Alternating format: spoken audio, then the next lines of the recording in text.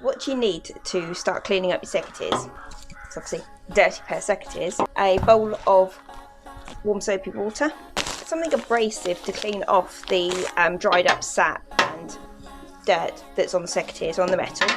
I've got the wire wool, which is a good all-rounder. It's a softer wire wool. I've scouring pad, a bit of wet and dry sandpaper. I've got some tissue paper, some 3-in-1 oil here, and a sharpening stone here. So I talked you through what you need to start cleaning. Now I'm going to show you how to do it. So you'll also need a 12mm spanner and a screwdriver to take these secateurs apart, so you get to everything and clean it all. I'm going to start with removing each individual component.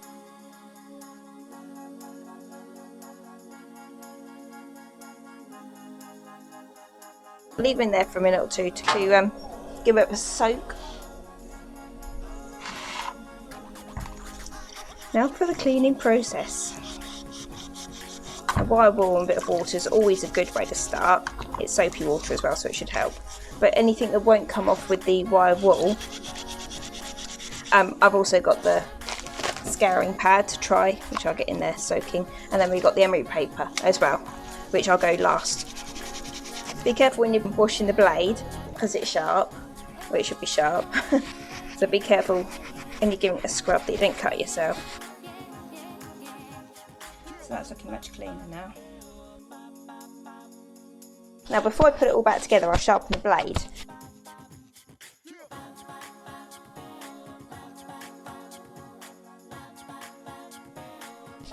If you have a diamond sharpener, so just like on a handle on a stick, you can sharpen these blades when it's built.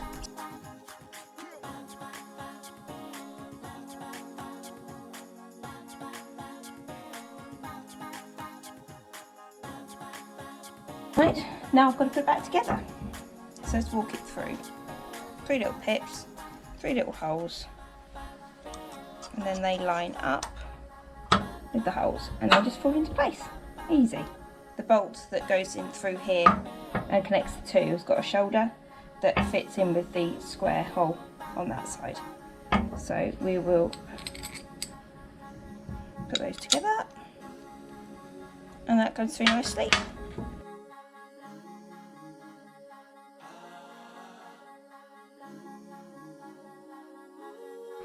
So you've got to think when it's closed, that's got to lock it. And you don't want this too tight because you want to be able to move it nicely with your thumb.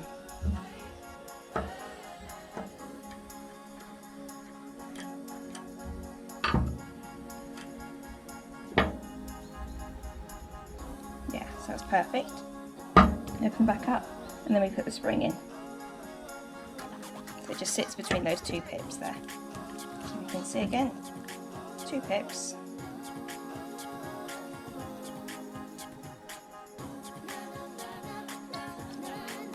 Then it's all back together and all clean.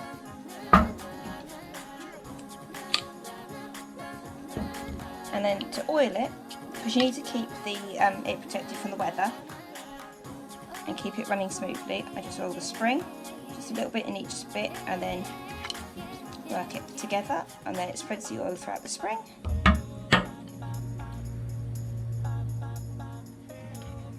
On the little bit of the cogs on the outside, because they're all moving parts, on the blade as well, and on the out little bit. And then being careful, because again the blade's sharp, just rub it in a little bit on the blade and on the anvil, on that side, rub it in a bit, da, da, da, da. And then just rub off the excess, so you don't want it caking up. Nice and clean and back together, all nice and smooth, ready for the next use.